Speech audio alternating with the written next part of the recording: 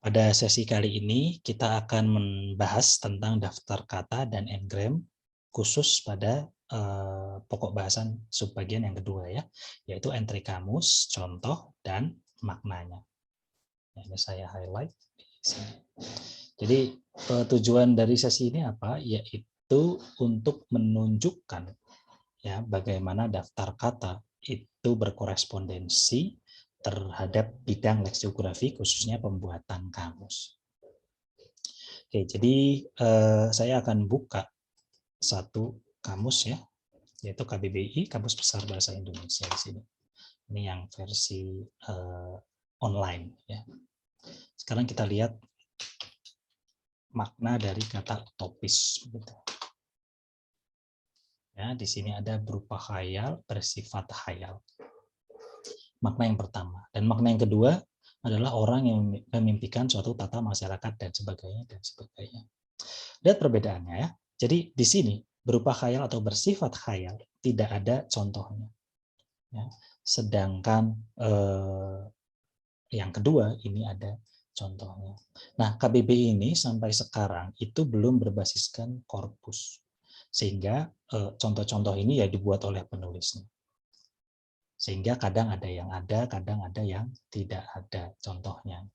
Nah, apabila satu kamus itu dibuat berbasiskan korpus, ya, maka nanti akan sangat mudah sekali menemukan korpusnya. Akan mudah sekali menemukan contoh-contohnya. Ya. Nah, bagaimana dengan kamus yang lain yang berbasiskan korpus? Kita lihat ya. Ini saya akan coba dari Cambridge. Saya akan masukkan kata ghosting. Ya, ghosting seperti ini. Akan saya kecilkan supaya kelihatan. Nah, bisa kita lihat ya, di sini semua makna itu ada contoh-contohnya.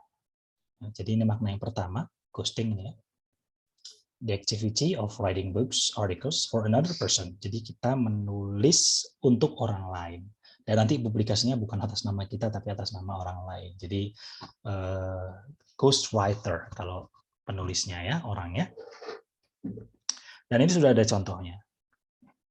Ya, he had commissioned the ghosting of his autobiography. Kemudian yang kedua maknanya adalah a way of ending a relationship with someone suddenly by stopping all communication with them. Contohnya, it feels terrible to be a victim of ghosting. Jadi meninggalkan satu hubungan, memutuskan satu hubungan tanpa ada komunikasi terlebih dahulu. Jadi tahu-tahu menghilang saja begitu. Ini ghosting. Nah, yang ketiga adalah the appearance of a copy of an image over the top of the original image without covering it directly, especially on the screen or photograph. Jadi di sini sangat spesifik di bidang fotografi ya. Jadi kalau yang pertama dan kedua tadi maknanya sangat umum, yang ketiga ini spesifik di bidang fotografi. Ya, tapi poinnya adalah semua makna tadi, semua sense tadi itu ada contoh-contohnya.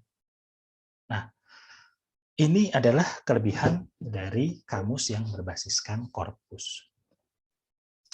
Bayangkan kalau misalnya kamus ini hanya didesain oleh ahli ya, linguis, ya, mungkin dia hanya paham dua makna saja, yang pertama dan yang kedua.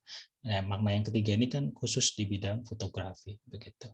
Kecuali ya corpus compilernya juga seorang yang memahami bidang fotografi ya mungkin dia akan bisa memberikan contoh. Tapi kalau enggak ya sangat sulit sekali. Kebetulan saya pernah melakukan sebuah eksperimen kecil ya. Jadi saya menanyakan apa sih makna ghosting yang kamu tahu. Pertanyaannya kira-kira seperti itu. Dan saya tunjukkan kepada teman-teman saya yang mereka semua ini adalah monolingual British speaker. Jadi betul-betul penutur bahasa Inggris, ya, native speaker of English, penutur jati, dan tidak menguasai bahasa lain. Jadi hanya bahasa Inggris saja, hanya tahu bahasa Inggris, dan semuanya linguis, ya, PhD students. Dan ada juga yang sudah PhD dan menjadi senior research associate begitu. Jadi mereka tidak ada yang menyebutkan makna yang ketiga. Ya, jadi ini kelebihan kamus yang berbasis korpus dibandingkan yang tidak berbasis korpus. Nah, sekarang kalau tadi kita sudah membahas sedikit mengenai 3 komponen leksikografi, yaitu entry, makna, dan contohnya, bagaimana daftar kata itu bisa membantu? Ya, daftar kata itu bisa membantu pembuatan entry, ya, makna, dan contohnya.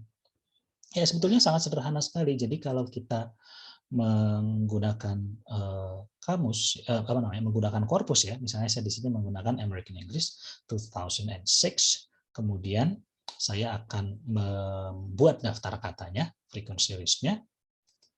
Ya, kalau Anda masih belum tahu caranya, bisa lihat video sebelum-sebelumnya. Nah, di sini sudah ada daftar tipe beserta frekuensinya. Ya, daftar kata beserta frekuensinya. Jadi untuk mencari contohnya, ya, mencari contohnya gampang saja. Kita tinggal mengklik saja. Ya. Di sini ada kata, di sini ada frekuensinya. Mengklik saja bagian sini ya. Saya akan perbesar. Diklik saja tipenya atau katanya, misalnya more di sini. Dan seketika akan kita dapatkan contohnya. Ya, kemudian bagaimana kalau misalnya ada 2 makna yang berbeda ya. Untuk itu perlu kita lihat dari konteksnya. Saya akan cari contoh deh. Contoh ya. Apa ya?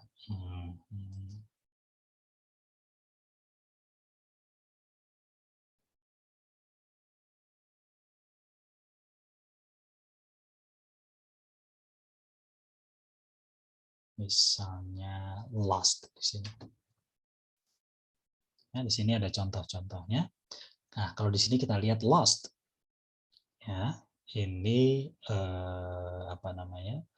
dia berfungsi kelas katanya MD itu ya, last week adverb, yang minggu yang lalu. Bagaimana kalau kita cari yang verba begitu? Nah, tinggal kita cari di sini saja. Ya, kebetulan kalau ini semuanya MD ya, kita cari semua. Kemudian mungkin bisa kita lakukan sort begitu. Sorry, kita gunakan pencarian yang baru. Ini itu last, tapi yang yang berupa verba. Formulanya seperti ini. Kalau misalnya Anda ingin tahu atau Anda lupa dari mana formula ini didapatkan, bisa dilihat di video di pertemuan yang sebelumnya ya, tentang query. Nah, di sini bisa kita lihat last kelas katanya adalah verba. Nah, jadi ini kebetulan perbedaan makna, tapi juga perbedaan kelas kata ya. Kalau yang sebelumnya mungkin hanya perbedaan makna saja tanpa kelas kata. Ya, jadi ini salah satu teknik ya yang saya tunjukkan, masih banyak lagi sebetulnya teknik-teknik yang lain. Jadi kira-kira seperti itu. Ya, kita mengkompilasi sebuah kamus dengan menggunakan daftar kata. Ya, jadi bayangkan kalau kita misalnya menggunakan korpus yang berbeda, mungkin kita akan mendapatkan kata yang berbeda entry-nya. Ya, jadi kita menggunakan korpus yang lebih baru dengan ukuran yang lebih besar, misalnya kita akan mendapatkan kata-kata yang baru dan identifikasinya akan sangat mudah sekali. Kita tinggal membandingkan kata apa yang tidak ada di daftar kata yang lama dan ada yang baru, dan yang ada di daftar kata yang baru. Kemudian kita bisa lanjutkan kerja leksikografi kita dengan prosedur standar ya. Jadi misalnya membuat entry, kemudian menuliskan makna dan memberikan contoh dan sebagainya. Baik, jadi tadi kira-kira seperti itu. Kita sudah bahas mengenai bagaimana korpus dan khususnya daftar kata itu bisa berperan dalam bidang leksikografi. Ya, khususnya dalam mendesain entry kamus, contoh, dan maknanya. Pada sesi selanjutnya kita akan membahas tentang pengolahan daftar kata. Ya, demikian tutorial ini dibuat. Semoga bermanfaat. Sampai jumpa di sesi selanjutnya.